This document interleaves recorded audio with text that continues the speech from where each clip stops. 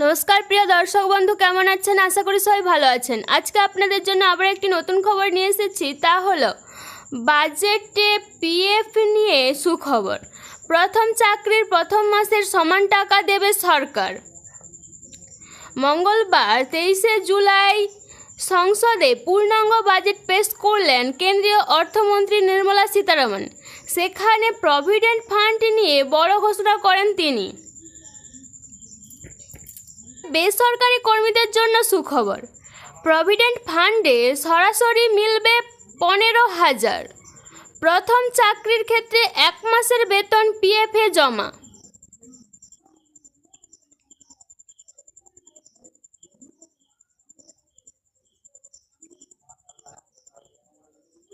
বেসরকারি সংস্থার কর্মীদের জন্য সুখবর।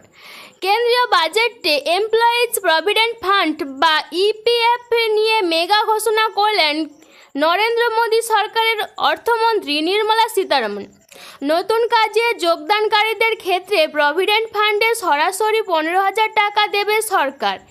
এই সুবিধা পেতে গেলে প্রতি মাসের বেতন হতে হবে লাখ টাকা। সরকারের দাবি 210 লক্ষ যুবক যুবতী এই স্কিমের সুবিধা পাবেন।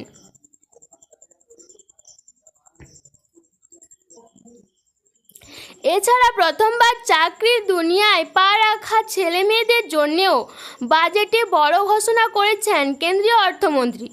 তাদের 1 মাসের বেতনের সমপরিমাণ অর্থ ইপিএফ তহবিলে জমা করবে সরকার, যা মোট 3টি কিস্তিতে জমা দেবেন তারা। এতে 15 লক্ষ তরুণ তরুণী উপকৃত হবেন বলে বাজেট বক্তৃতায় উল্লেখ করেন কেন্দ্রীয় অর্থমন্ত্রী। এছাড়া যে সমস্ত সংস্থা বা কোম্পানি নতুন ছেলে মেয়েদের চাকরি দেবে তাদেরকেও বেশ কিছু সুযোগ সুবিধা দেওয়ার কথা ঘোষণা করেছে কেন্দ্র।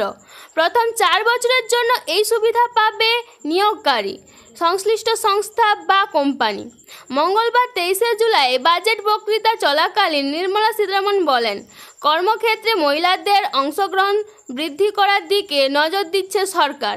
এর জন্য বেশ কিছু হোস্টেল তৈরি করা হবে। পাশাপাশি এবারের বাজেটে প্রশিক্ষিত দক্ষ কর্মী গড়ে তোলার দিকে নজর দিয়েছে সরকার। জোর দেওয়া হয়েছে কর্মসংস্থানে। মহিলাদের স্কিল ডেভেলপমেন্টের জন্য 3 লাখ কোটি টাকা বরাদ্দ করেছেন কেন্দ্রীয় অর্থমন্ত্রী নির্মলা সীতারামন। এছাড়াও শিক্ষা ও প্রশিক্ষণ ক্ষেত্রে মোট 1.48 লক্ষ কোটি টাকা বরাদ্দ করা হয়েছে। দেশে উচ্চ শিক্ষা নেওয়ার ক্ষেত্রে 10 লাখ টাকা পর্যন্ত এডুকেশন লোন নিতে পারবেন তরুণ তরুণীরা। এর জন্য ই-ভাউচার বিলি করবেন সরকার, যাতে ঋণের টাকার উপর 3% পর্যন্ত সুবিধা পাবেন তারা। চলতি অর্থবর্ষে 1 লাখ পড়ুয়াকে এই ই-ভাউচার সরাসরি দেওয়া হবে বলে জানিয়েছেন কেন্দ্রীয় অর্থমন্ত্রী। এদিন টানা 7মবারের জন্য সংসদে বাজেট পেশ করেন নির্মলা সীতারামন। তার আগে টানা 6 বার সংসদে বাজেট পেশ করার রেকর্ড ছিল প্রাক্তন প্রধানমন্ত্রী তথা অর্থমন্ত্রী মোরারজি দেশাইয়ের। তো বন্ধুরা, আমার ভিডিওটি ভালো লেগে থাকলে ভিডিওটি লাইক, শেয়ার, সাবস্ক্রাইব করতে ভুলবেন না। নমস্কার।